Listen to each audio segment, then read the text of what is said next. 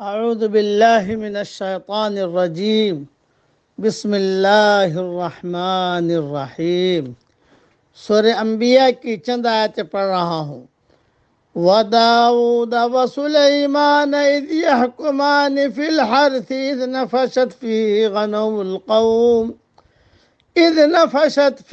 غَنَمُ الْقَوْمِ وَكُنَّا لِحُكْمِهِمْ شَاهِدِينَ۔ اور داؤد اور سلیمان علیہ السلام کو یاد کیجئے جبکہ وہ کھیت کے معاملے میں فیصلہ کر رہے تھے کہ کچھ لوگوں کی بکریاں رات کو اس میں چر چک گئی تھی اور ان کے فیصلے میں ہم موجود تھے۔ فَفَهَّمْنَاهَا سُلَيْمَانَ، ہم نے اس کا صحیح فیصلہ سلیمان علیہ السلام کو سمجھایا۔ وَكُلًّا آتَيْنَا حُكْمًا وَعِلْمًا، اور ہاں ہر ایک کو ہم نے حکم اور علم دے رکھا تھا۔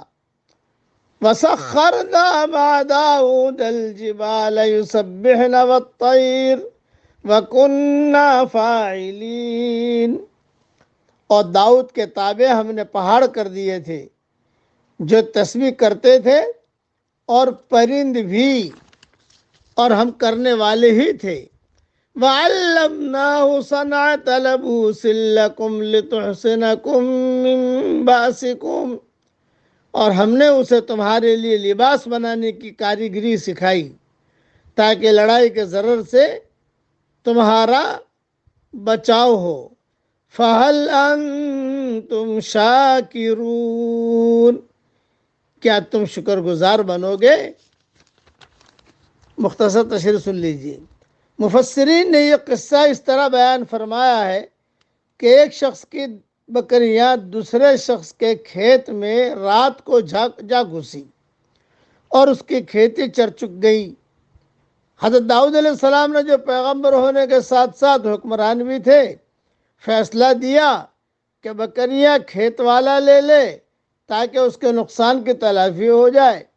حضرت سلیمان علیہ السلام نے اس فیصلے سے اختلاف کیا اور یہ فیصلہ دیا کہ بکریاں کچھ عرصے کے لیے کھیتی کے مالک کو دے دی جائے، وہ ان سے انتفاع کرے اور کھیتی بکری والے کے سپرد کر دی جائے تاکہ وہ کھیتی کی آبپاشی اور دیکھ بھال کر کے اسے صحیح کرے۔ جب وہ اس حالت میں آ جائے جو بکریوں کے چرنے سے پہلے تھی تو کھیتی والے کو اور بکریاں بکری والے کو واپس کر دی جائے۔ پہلے فیصلے کے مقابلے میں دوسرا فیصلہ اس لحاظ سے زیادہ بہتر تھا کہ اس میں کسی کو بھی اپنی چیز سے محروم ہونا نہیں پڑا، جبکہ پہلے فیصلے میں بکری والے اپنی بکریوں سے محروم کر دیے گئے تھے۔ تاہم اللہ تعالیٰ نے حضرت داؤد علیہ السلام کی بھی تعریف کی اور فرمایا کہ ہم نے ہر ایک کو، یعنی داؤد علیہ السلام اور سلیمان علیہ السلام دونوں کو علم و حکمت سے نوازا تھا۔ اور یہاں جو لوہے کی بات ہے، وَعَلَّمْنَاهُ صَنْعَةَ لَبُوسٍ لَكُمْ، یعنی لوہے کو ہم نے داؤد علیہ السلام کے لیے نرم کر دیا تھا، وہ اس سے جنگی لباس، لوہے کی زرہیں تیار کرتے تھے جو جنگ میں تمہاری حفاظت کا ذریعہ ہے۔ حضرت قتادہ رضی اللہ تعالیٰ عنہ فرماتے ہیں کہ حضرت داؤد علیہ السلام سے پہلے بھی زرہیں بنتی تھی، لیکن وہ سادہ، بغیر کنڈوں اور بغیر حلقوں کے ہوتی تھی۔ حضرت داؤد علیہ السلام پہلے شخص ہیں جنہوں نے کنڈے دار اور حلقے والی زرہیں بنائی۔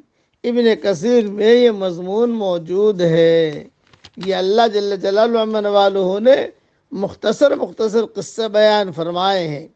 دوسری اہم بات یہ کہ حضرت داؤد علیہ السلام کی تسبیح کے ساتھ پہاڑوں کا بھی تسبیح پڑھنا ہے۔